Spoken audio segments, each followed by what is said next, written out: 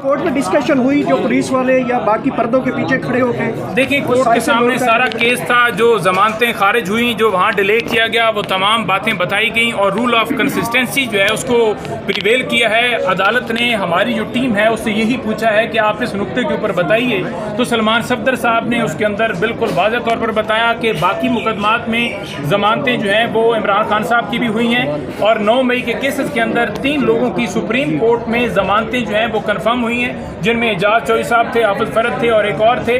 तो लिहाजा rule of consistency same आता है, क्योंकि सेम एक ही नौइयत का इल्ज़ाम है, एक ही नौइयत के केसेस हैं, एक ही नौइयत का रोल है। तो वो जो कंसिस्टेंसी है उसको अगर देखा जाए तो बिल्कुल जो है ये जमानतें बनती हैं।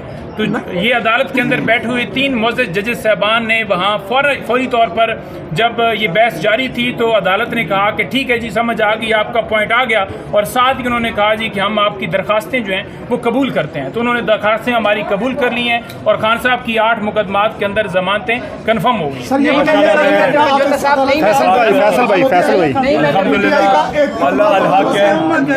अल्हम्दुलिल्लाह रब्बिल आलमीन, अल्लाह ताला के शुक्र। सबसे पहले अल्लाह हक है, इमरान खान साहब पर सारे के सारे मुकदमात हैं, उन्हें जिस सियासी इंतकाम का निशाना बनाया जा रहा है।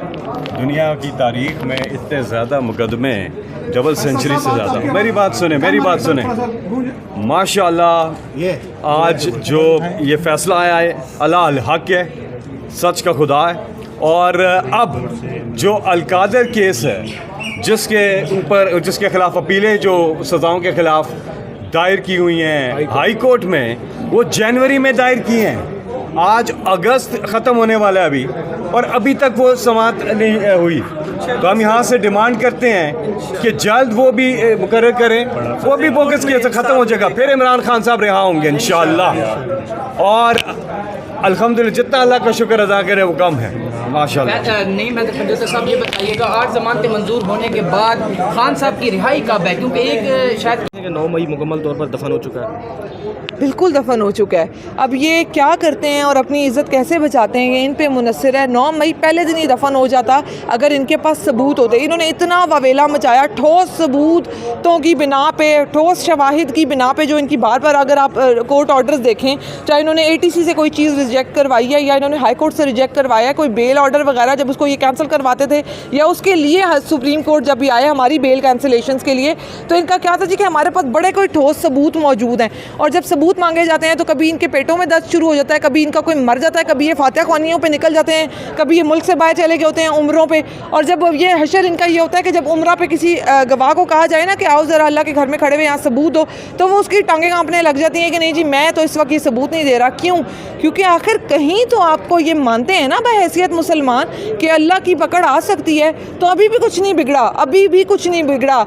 मासूम लोगों को निकालें इन चीज़ों से, मुल्क पाकिस्तान को आगे बढ़ने दें। इमरान खान ने हमेशा मुल्क की बका की बात की है। यह सिर्फ एक इल्ज़ाम की हद तक एक चीज़ है जी कि मुल्क के ख़िलाफ़, रियासत के ख़िलाफ़। कौन है रियासत? अवाम है रियासत। यहाँ एक तमाशा चल रहा है कि चंद ओहदों पे बैठे हुए नमूने हमें बार बार ये रियलाइज़ कराते हैं कि हम हैं रियासत। आपको कैसे मान लें रियासत जब आम आवाम की ज़िंदगी से आपका लेना देना कोई नहीं है? वो मर जाए, खप जाए, इंसाफ नहीं है, उसकी ज़िंदगी में किसी तरह का कोई मसला है, वो इदारों के पास जाता है, इदारे पूछने वाले नहीं हैं, तो कैसे माना जाए आपको रियासत? हम नहीं मानते आपको रियासत।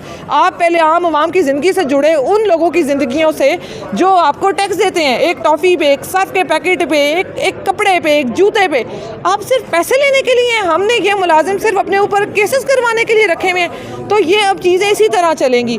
जब ये अपना आप मनवाएंगे इज़्ज़त से, काबिलियत से, तब इन्हें माना जाएगा। डटाई से तो वो कहते हैं ना पंजाबी में, ऐसी अपने प्यो दी भी नहीं सुन दे, तो फिर कर ले जो करना है।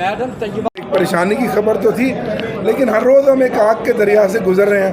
आज के दिन अच्छा, दुआ करें कल का दिन भी अच्छा हो, कोर्ट्स पे क्या कहेंगे? आने वाले दिनों में भी अच्छे हों। वहाँ पे भी जनवरी से दरखास्त वहाँ से भी बिल्कुल इस सुप्रीम कोर्ट के सामने जो हाई कोर्ट है वहाँ से भी हमें इंसाफ की तवक्को है। बिल आखिर अगर ये अदालतें भी इंसाफ नहीं देंगी तो फिर मैं बार बार कहता हूँ कि फिर अगर ये इंसाफ के तराजू के साथ भी खेला जाएगा तो फिर हम कहाँ जाएंगे? हम इस मुल्क के शहरी हैं, हम मुहब्बे वतन हैं, हम एक सियासी पार्टी हैं, एक जमहूरी पार्टी हैं और आइन और कानून में रहते हुए अपनी जमहूरी जदोजहद कर रहे हैं। हमारी ये सेनेटर साहबा खड़ी हैं, मेरे MLAs खड़े हैं, हम सब यहाँ आए हैं आज अपने लीडर के साथ इज़हार यकजहती करने। हम लेजिस्लेटर हैं, हम चाहते हैं कि इस मुल्क के अंदर आइन और कानून के मुताबिक थैंक यू चले और तहरीक इंसाफ को इंसाफ मिले है जो खड़ा नहीं रह सकता। पाकिस्तानी कौम को मालूम होना चाहिए कि उनके लीडर के खिलाफ किस नौइयत के मुकदमात कायम किए गए हैं, उनकी हकीकत क्या है और सरकार के पास गवाही क्या है। हाउ इज इट पॉसिबल कि कोई बंदा अपने आप को जुर्म बनाने के लिए लड़ा इस तरह की हरकत कर सकता है? हम हक की बात करेंगे, हम जमहूरियत की बात करेंगे, हम पाकिस्तान के अवाम की हुकूक की बात करेंगे, हम हर सतह पे ये बात करेंगे, हम अदालतों में भी करेंगे, हम सियासी सतह पे भी करेंगे, तो फिर एक यकजहती ये लाए अमल नहीं होगा। बहुत शुक्रिया। इल्ज़ाम था उसको सबसे बड़ी अदालत ने, सुप्रीम कोर्ट ने उसको मुस्तरद किया।